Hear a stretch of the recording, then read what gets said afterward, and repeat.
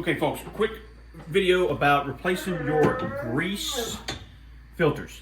If you have a range top, this is your first filter to keep big things from falling in there. But over time, you'll notice that this one has been cleaned, and you can clean it 1 or 2 times, but over time, it gets so disgusting. And little tip, do not use pressure washer to clean it. You can clean most of the grease out of there. It's a very dirty, disgusting job. You can get these replacements.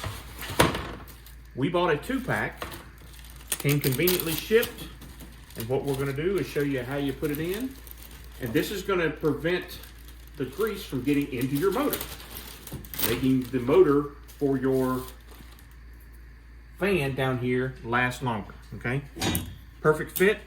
So we slide it in kind of catty corner, get it at the right angle, and then just secure it just like that. That's gonna last for, well, I don't know how long, and then when it gets dirty, we'll have to clean it off.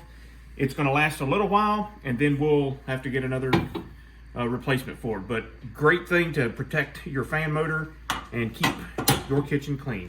Hope it works for y'all.